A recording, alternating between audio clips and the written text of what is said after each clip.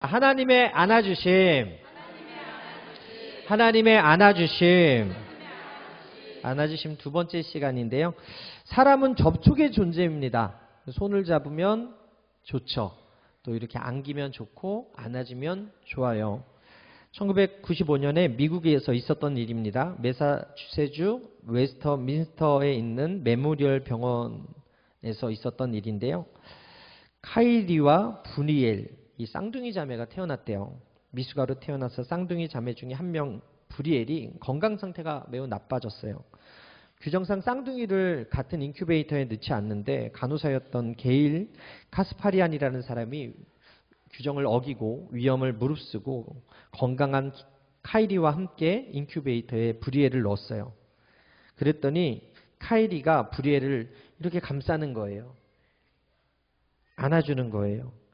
그 순간에 브리엘의 상태가 극적으로 호전이 되었고 이 두 아이가 건강하게 태어났다는 이야기가 있습니다. 그래서 여러 뉴스, 잡지, 다큐멘터리에도 소개가 되었고 생명을 구한 포홍이라는 제목으로 해서 널리 알려지게 되었어요. 여러분들도 한 번씩은 보셨던 사진 같은데 여러분 그만큼 아이가 태어남과 동시에 이 접촉이 필요한데 안아줌이 필요한데 그러지 못하는 경우가 너무나 많아요.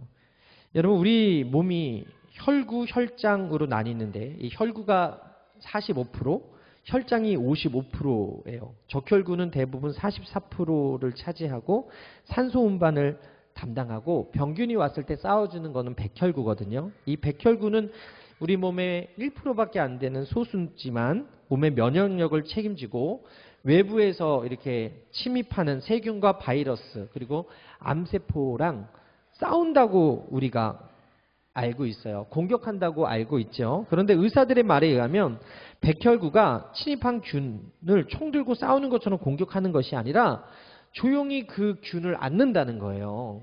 그 바이러스를 앓고 암세포를 앓는데요. 그러면 균이 죽는다는 거예요. 바이러스가 소멸된다는 거예요. 암세포도 백혈구가 안아줌으로 인해서 해결해 준다는 거예요. 즉 안아줌이 치유와 회복에 힘이 된다.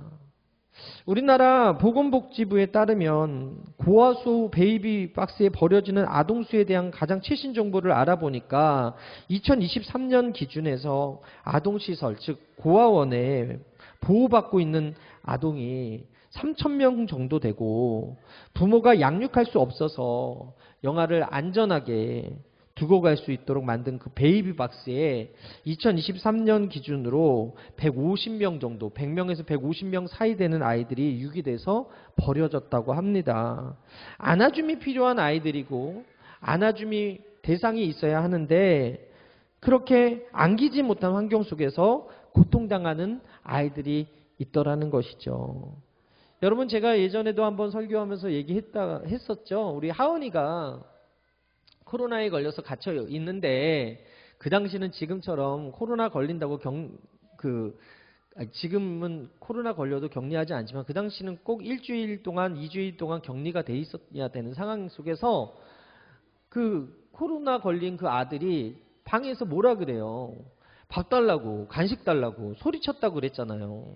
그럼 쟤는 뭔데 밥을 갖다 바쳐야 되고 간식을 갖다 바쳐야 되나. 아들이니까 당당하게 안에서 외치는 거라고 제가 말씀을 드렸는데 고아들은 그렇지 못한다는 거죠. 간식이 먹고 싶고 맛있는 밥이 먹고 싶고 그래도 당당하게 외치지 못하는 것은 그 외침을 들어줄 부모가 없기 때문이고 그 아이를 안아줄 보호의 대상자가 없기 때문 아닙니까?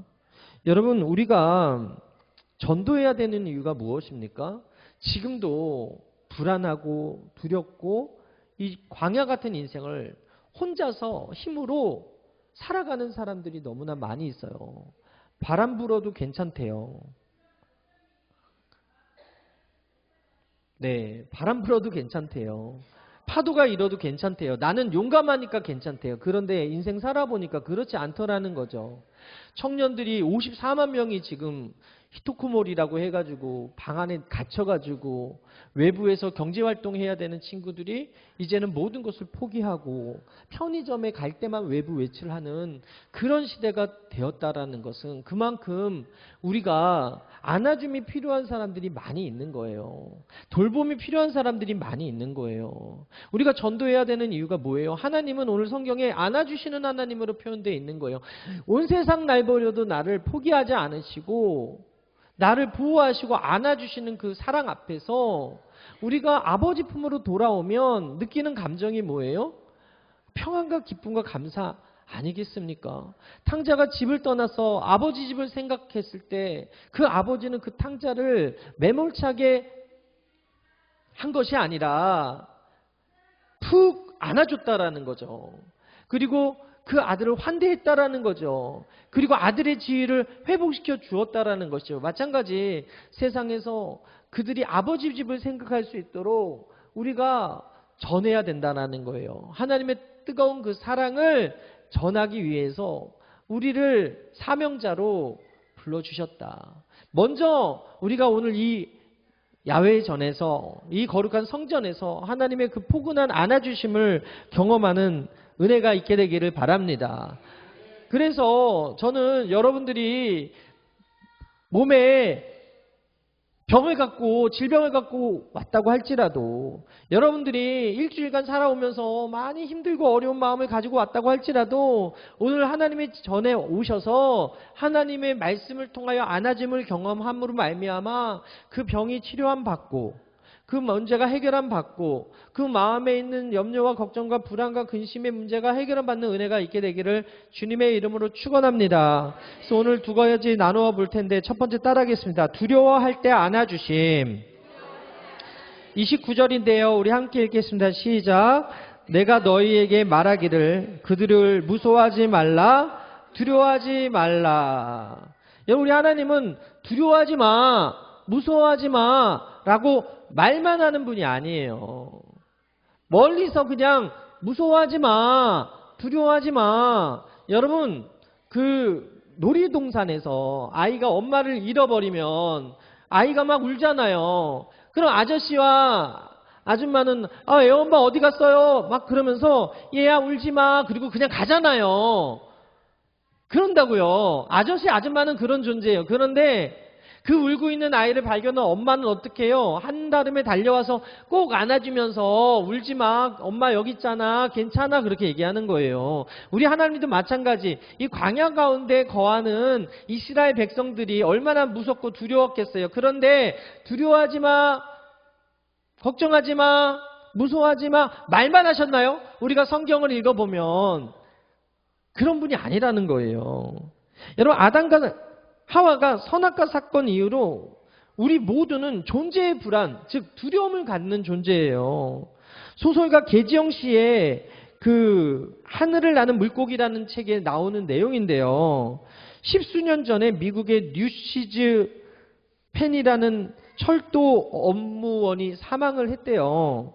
매우 열심히 일하면서 다른 동료와 친밀한 관계를 가졌던 사람이었는데 어느 여름날, 그것도 겨울이 아니라 여름날에 동료 직원의 생일 파티에 초대를 받았는데 거기 가지 않고 일하다가 냉동고에 갇힌 거예요. 냉동 차량 안에.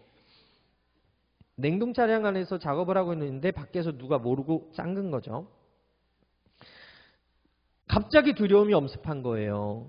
갑자기 무서워진 거예요. 아무리 문을 열어달라고 했는데도 불구하고 아무도 듣지 못했던 거예요.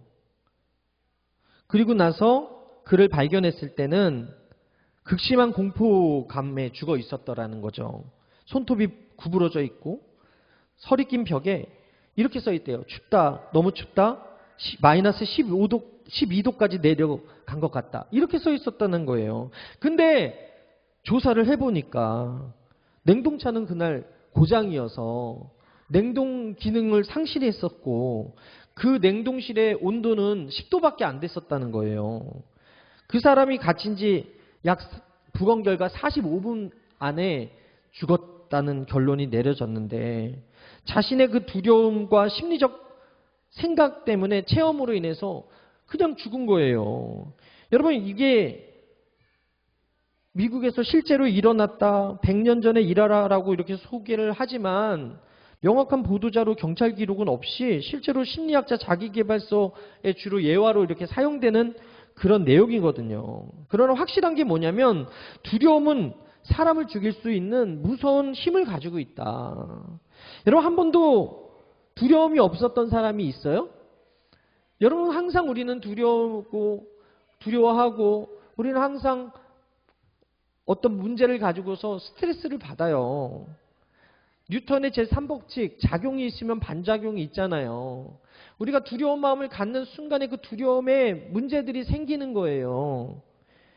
그런데 오늘 이스라엘 백성들도 안 두려웠다는 게 아니라 두려웠어요. 여러분, 한 번도 가보지 않은 장소를 갈 때 어떤 마음이 드냐면 아마 불안과 두려움이 있을 거예요. 오늘 본문의 이스라엘 백성도 그들이 낳고 자란 곳이 이스라엘 백성들이 이 애굽에서 430년 종살이하고 있었던 그때이기 때문에 애굽이었다고요.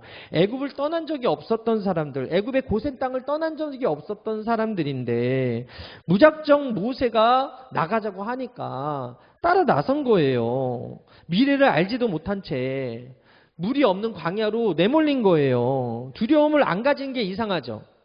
광야의 여정을 가는 동안에 두려울 수밖에 없는 그런 환경이 펼쳐지는 거예요. 익숙하지 않으면 우리가 두려우니까. 어제도 우리가 케이블카 탈 때 두려운 마음이 있었던 분이 있었을 거고 출렁다리를 건널 때도 두려운 분이 있었을 거예요. 근데도 우리가 케이블카를 재밌게 탈 수 있는 거는 안전하다는 그 믿음, 출렁다리가 아무리 출렁거려도 절대 사고 나지 않을 것이라는 그 믿음 때문에 우리가 스릴이라는 것을 즐기면서 타는 것이지, 만약에 정말로 이 케이블카가 끊어질 거라는 정보와 그런 위험성이 있다면 우리는 절대 그걸 타지 않을 것이고, 출렁다리가 정말 출렁거리다 진짜 끊어졌다라는 소식이 들리면 전국에 출렁다리 가서 건너려고 하는 사람은 한 사람도 없을 거예요. 그럼에도 불구하고 우리가 어저께 즐겁게 잘 갔다 온 이유는 사고 났다는 얘기를 못 들었거든. 그죠? 그러니까 마음에 평안이 있으니까 가서 즐겁게 갔다 온 거 아니에요. 오늘 이스라엘 백성도 마찬가지예요. 한 번도 가지 못한 길에 그들은 자신의 생각으로는 두려웠고 자신의 경험으로는 두려운 상황이었지만 한 가지 간과한 게 있었어요. 그게 뭐예요? 안전하게 인도하실 하나님. 모세를 통해서 이미 하나님께서 10가지 재앙을 내리시며 홍해를 건너게 하시고 그를 통해서 함께 하신 하나님의 증거들을 많이 보여주셨음에도 불구하고 그들은 믿음보다는 두려움이 컸다라는 거예요. 그래서 과거 모세가 가나안 땅에 대한 정보를 수집하기 위해서 12명의 정탐꾼을 각 지파에서 뽑아서 보냈잖아요. 그런데 12명 중에 10명은 그 정탐하고 돌아와서 뭐라 그래요? 두려워했다는 거예요. 그러면서 우리를 내보낸 하나님을 원망했다고 성경은 기록합니다. 민수기 14장 1절 우리 함께 읽겠습니다. 시작. 온 회중이 소리를 높여 부르짖으며 백성이 밤새도록 통곡하였더라. 이스라엘 자손이 다 모세와 아론을 원망하며 온 회중이 그들에게 이르되 우리가 애굽 땅에서 죽었거나 이 광야에서 죽었으면 좋았을 것을 어찌하여 야훼가 우리를 그 땅으로 인도하여 칼에 쓰러지게 하려 하는가. 우리 처자가 사로잡히리니 애굽으로 돌아가는 것이 낫지 아니하랴. 이스라엘 백성들은요, 불안과 두려움 때문에 눈이 어두워서 하나님을 잃어버려요. 자신의 환경이 너무나 크니까. 가나안 땅을 주시겠다는 그 약속을 신뢰하지 못하는 거예요. 두려워하는 거예요. 왜 그렇게 두려워하고 왜 그렇게 무서워하고 밤새 그들이 통곡했는가? 그 10명의 부정적인 보고를 듣고 나서 그랬다는 거예요. 여러분, 부정적인 뉴스, 가짜 뉴스는 전염성이 큽니다. 백성들의 원망하는 소리, 낙심하게 만드는 그 소리를 들음으로 인하여서 그게 전염돼서 사람들이 밤새 하나님을 원망했더니 하나님이 그 소리 들으시고 너희들 안 되겠다. 40년 광야 생활 시작. 그렇게 말을 하고 그들을 다 죽인 후에 출애굽 2세대들이 가나안에 들어가게끔 결심했던 사건이 바로 가데스 바네아의 이 하나님을 원망했던 사건이거든요. 여러분, 제가 그 딸기가 이렇게 썩는 그 사진을 하나 봤더니 어떤 친구를 가까이 하느냐 중요하다. 이게 있더라고요. 무슨 얘기냐면 상한 딸기를 건강한 딸기, 싱싱한 딸기에 딱 붙였더니 금세 이게 썩는 거야. 여러분 뭐 추석이나 설날 받는 그 사과나 감이나 귤이나 이런 배 같은 거 하나가 썩어 있으면 주변이 썩는 것처럼, 그래서 우리 주변 사람들을 잘 둬야 돼요. 항상 부정적이고 항상 두려워하고 항상 안 좋은 말 하는 사람을 곁에 두면 어느 순간 전염돼요.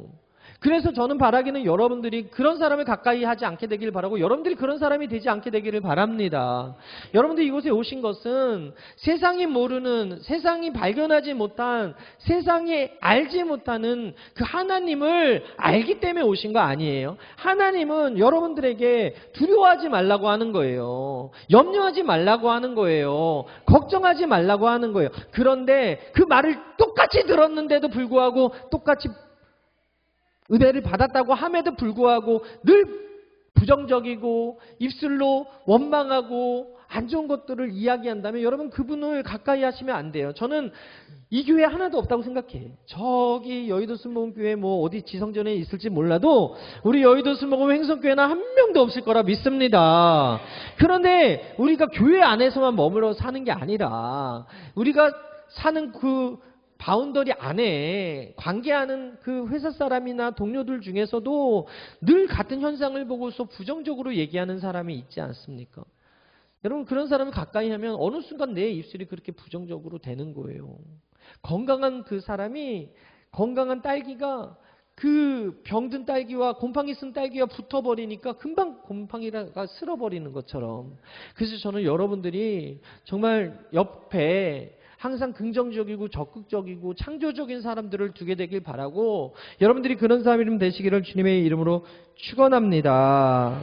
그래서 신명기 1장 27절에 보게 되니까 장막 중에 원망하여 이르기를 야훼께서 우리를 미워하심으로 아모리 족속의 손에 넘겨 멸하시려고 우리를 애굽 땅에서 인도하여 내셨도다. 우리가 어디로 가랴? 우리 형제들이 우리를 낙심하게 하여 말하기를 그 백성은 우리보다 장대하며 그 성읍들은 크고 성갑은 하늘에 닿았으며 우리가 또 거기서 안악 자손을 보았노라 하도다 하기로. 하나님 분명히 내가 너희를 그 땅을 주었다라고 얘기했음에도 불구하고 우리를 미워하기 때문에 이곳으로 보내셨다. 우리를 망하게 하시려고 이런 부정적인 잘못된 해석을 하게 되더라고요. 왜? 두려움이 임하니까. 하나님 분명히 주시겠다고 하신 그 땅인데 안악 자손을 보고 두려운 거예요. 그리고 저 자손과 싸우게 하는 하나님이 미운 거예요.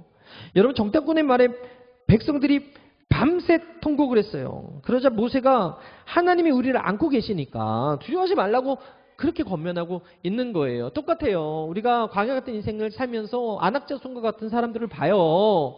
우리가 해결하지 못한 문제, 골리앗을 만나요. 여리고성이 있어요. 홍해가 있고 요단강이 있어요. 우리 앞에 펼쳐지는. 그러나 우리 하나님이 뭐라 그래요? 두려워하지 말라는 거예요. 내가 너를 안고 있다. 무서워하지 말아라. 내가 너와 함께한다. 그렇게 얘기하고 있는 거예요. 마치 놀이공원에 아이가 울고 있을 때 아저씨 아줌마는 얘 걱정하지 마 엄마 올 거야 그리고 쌩하고 가지만 그게 위로가 되지 않지만 엄마가 와서 안아줄 때 안정을 얻고 위로 얻는 것처럼 우리 하나님이 이 광야길 가는 저와 여러분들의 인생 가운데 안고 계시니 두려워하지 않게 되기를 바라고, 여러분 품고 계시니 염려하지 않게 되기를 바라고, 그 하나님은 아저씨 하나님이 아니라 아버지 하나님이심을 여러분 믿으시게 되기를 바랍니다. 실제로 있었던 일인데 미국 내슈빌에서 근무하는 경찰관 제임스 웰스라는 사람이 크리스마스 새벽에 폭발물이 설치되어 있는 자동차가 있다는 제보를 받게 돼요. 현장에 출동한 그와 다른 경찰관들이 그 지역의 주민들을 대피시킵니다. 그리고 의심 자동차를 살피기 위해서 그 자동차를 향해서 걸어가고 있는데 사진이 있을 거예요. 예수님께서 그에게 음성이 있는 거예요. 돌아서서 와라. 나에게 와라. 아니 자동차를 점검하러 가야 되는데 갑자기 예수님의 음성이 들리는 거예요. 나에게 와라. 돌아서서. 자신에게 오라는 명령을 듣고서 그 명령에 순종해서 따른 그때 갑자기 그 의심했던 차량이 폭발하게 되는 거예요. 그래서 그 예수님 음성 덕분에 그 경찰관이 목숨을 지켰어요. 생명을 지켰어요.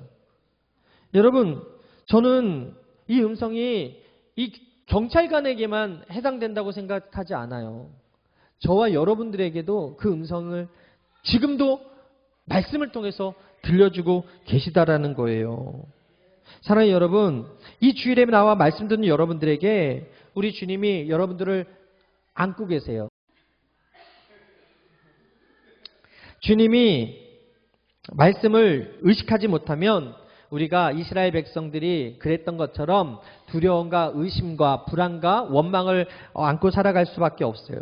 사람의 소리를 들으면 불안해질 수밖에 없어요. 의사의 이야기를 들으면 걱정할 수밖에 없어요. 사람들이 자살하는 것도 먹고 살기 힘들어서 자살하는 게 아니라 세계적으로 살펴보니까 복지제도가 잘 되어 있는, 잘 사는 나라들이 자살률이 상대적으로 더 높다는 통계가 있어요. 오히려 먹고 살기 힘들 때 더 열심히 살다 보니까 자살을 생각하지 않는데 경제적으로 풍요로워지고 나아지니까 자살률이 높아진다는 거예요. 청년들이 교회를 떠나고 교회학교 아이들이 줄면서 청년 자살률이 가파르게 올라가고 있어요. 그 이유가 상관관계가 있는데 기독교 사회문제연구원과 목회 데이터 연구소에서 2021년 한국교회 청소년 의식조사를 실시를 했대요. 청년들이 교회에게 바라는 한 가지가 있다면 1위가 마음의 평안이었다는 거예요. 정서적 안정. 즉, 이 청년들이 교회에 찾아 나오는 이유가 마음의 평안을 얻기 위해서 찾아 나오는 게 1위였다는 거예요. 이를 뒤집어 말하면 뭐예요? 청년들의 삶이 그만큼 불안하다라는 거예요. 교회 청년들이 떠나고 있는 게 교회 안에서 평안을 얻지 못한다는 반증이라는 거예요. 여러분, 우리가 건강하면 몸의 건강부터 생각하지만, 그래서 몸을 건강하게 하려고 하지만 운동하고 보조식품을 먹지 않습니까?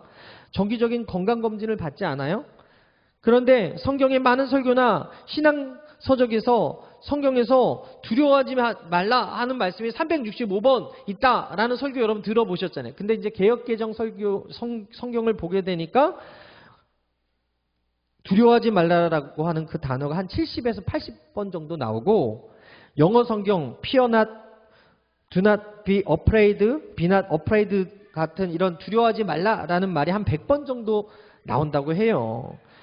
그러니까 주구장창 성경은 우리가 불안한 존재, 우리가 두려워하는 존재인 걸 알기 때문에 계속해서 하나님이 뭐라 그래요? 내가 네 아버지가 되시고 내가 너와 함께하고 동행해주고 내가 너를 안고 있으니까 염려하지 말아라, 두려워하지 말아라 하고 말씀하고 있는 거예요.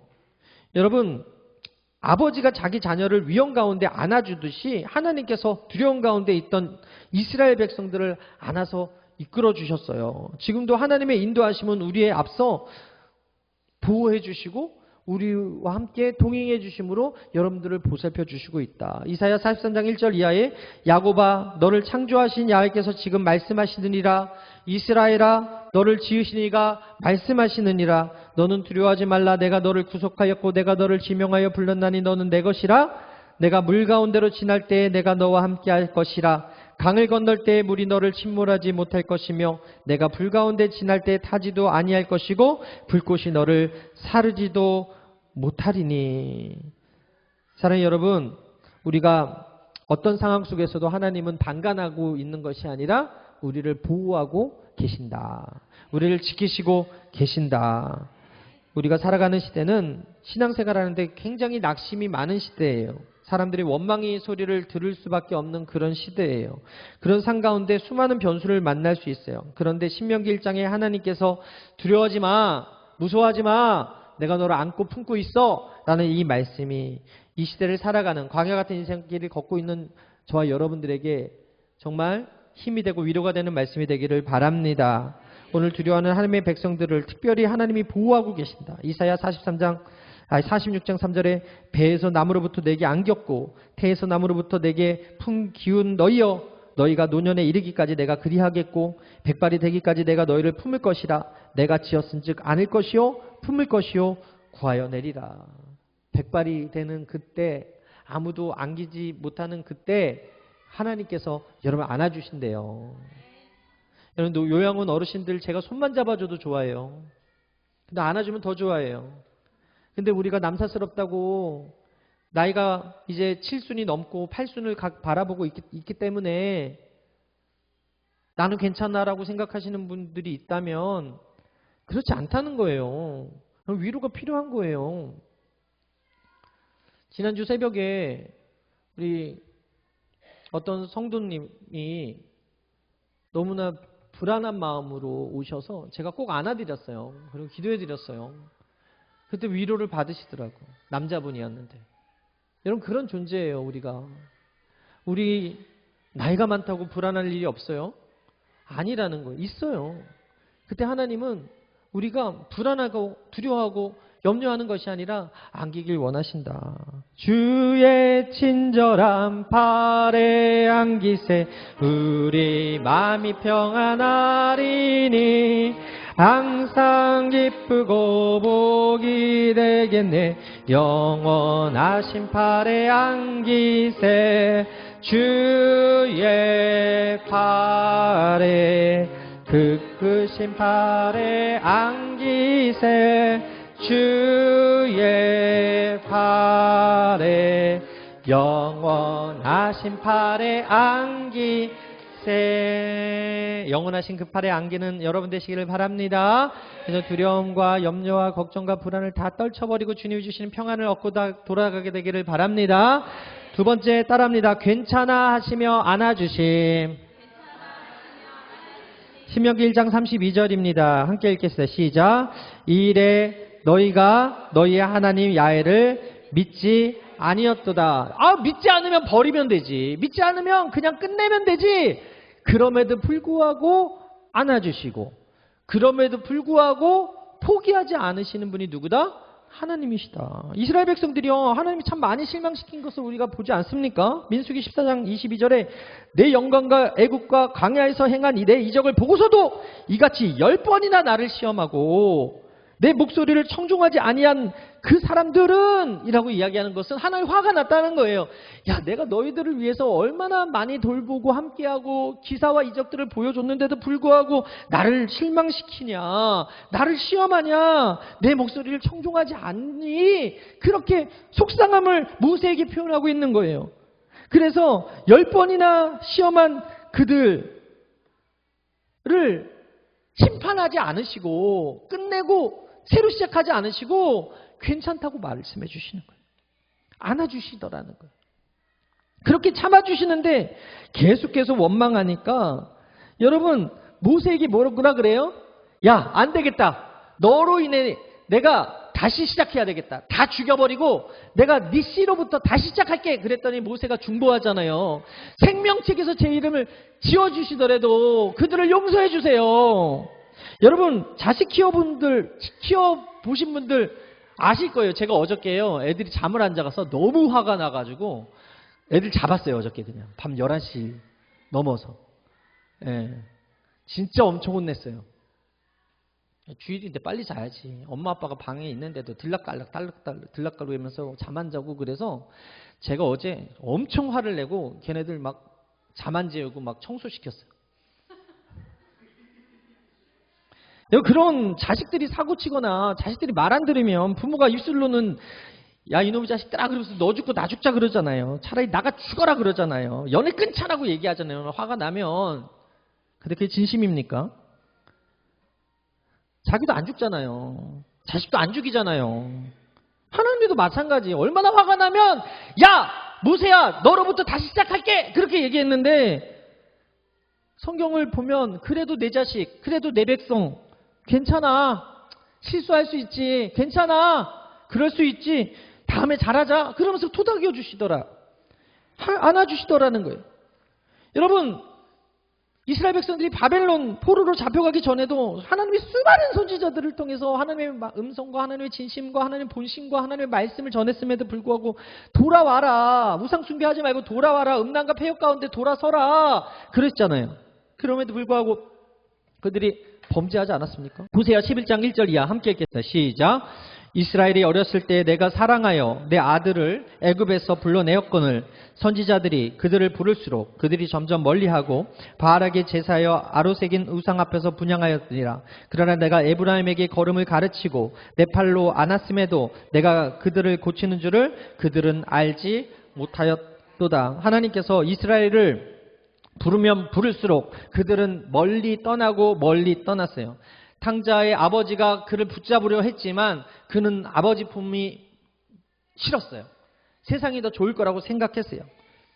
여러분, 아담과 하와가 보암직하고 먹음직한 선악과의 마음을 빼앗긴 것 같이 이 세상의 풍요로움과 아름다움이 그만큼 우리의 마음을 빼앗기기 좋다라는 것이죠. 모세 또한 구스 여인을 취한 사건이 성경에 기록되어 있어요. 민수기 12장 1절에 모세가 구스 여자를 취하였더니 그 구스 여자를 취하였으므로 미디안과 아론이 모세를 비방하니라.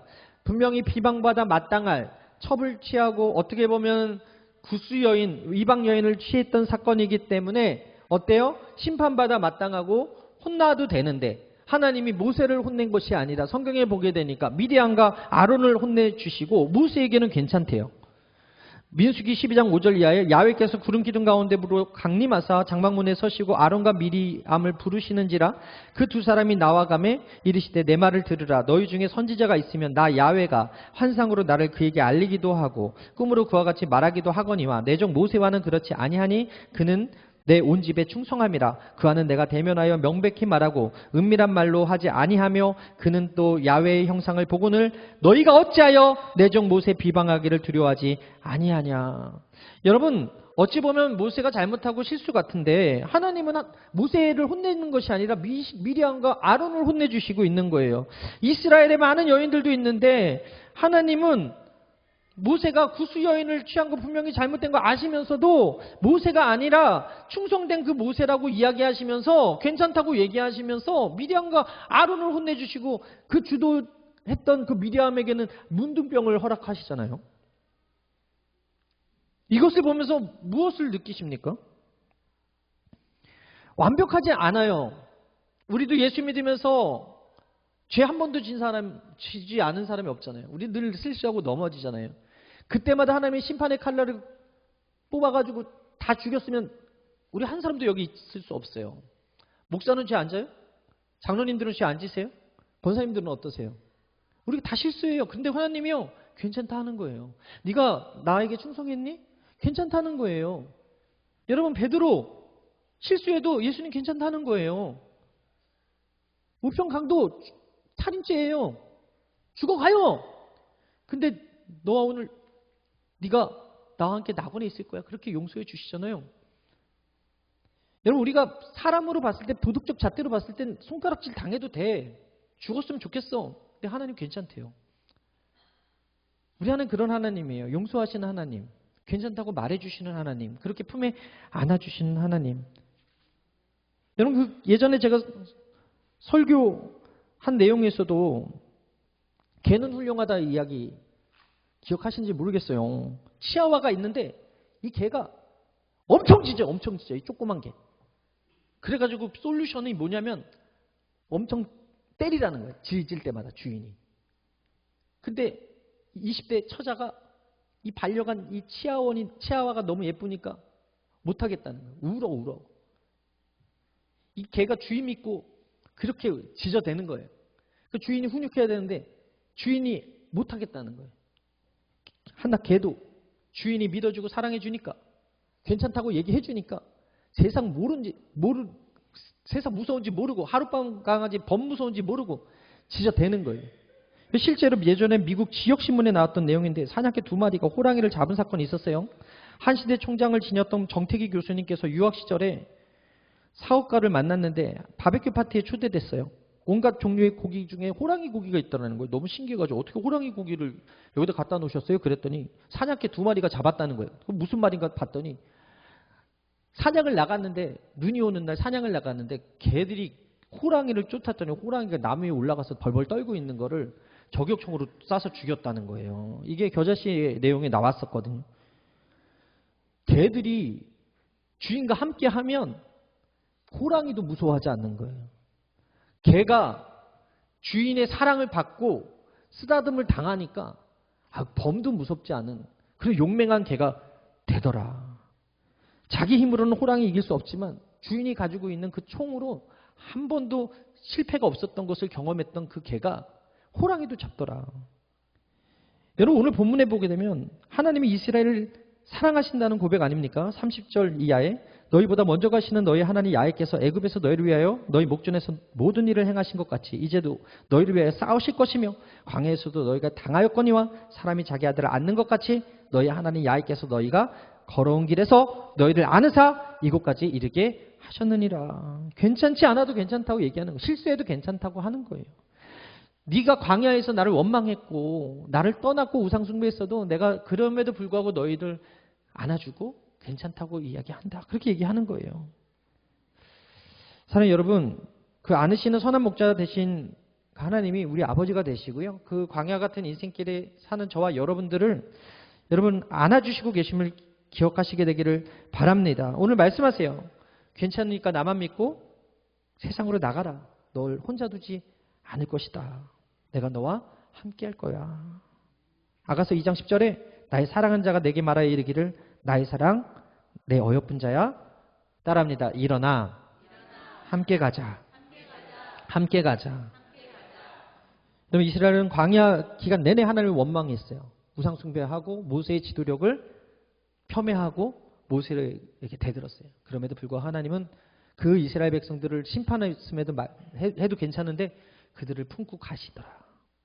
괜찮아. 실수해도 괜찮아. 원망해도 너는 내 백성이니까 자녀니까 하면서 안아주셔요. 말씀을 마치겠습니다. 여러분 한번 생각해 보십시오. 하나님이 40일만 안으면 될 것 같은 그 이스라엘을 40년을 안으셨어요. 누가 더 힘드셨을까요? 하나님이 더 힘드셨을 거예요. 어제 제가 34명 인솔에서 야유회 갔다 왔는데도 힘들었거든요. 근데 진짜 장정만 60만 거의 200만 되는 이스라엘 백성들을 광야에서 40년을 쥐야를 먹이고 입히고 하는 게 얼마나 쉽지 않은 일이에요. 사람보다 하나님이 더 힘들었을 거예요. 근데 하나님이 포기하지 않으셨다. 하나님이 지치지 않으셨다. 하나님이 안고 가셨다. 그 광야길 가운데 함께 하셨다. 오늘 인생의 광야길을 걷는 저와 여러분들도요. 우리를 포기하지 않으십니다. 실수해도 괜찮다고 토닥여 주시고 안아주시고 계세요. 여러분 누가 강한 사람이에요? 누가 성공하는 인생을 사는 사람이에요? 하나님 품에 안겨가는 사람이에요. 할렐루야. 오늘도 안아주시는 그 하나님 앞에서 괜찮다고 말씀해 주시는 그 하나님 앞에서 두려움을 내어버리고 안정과 평안을 얻게 되기를 주님의 이름으로 축복합니다.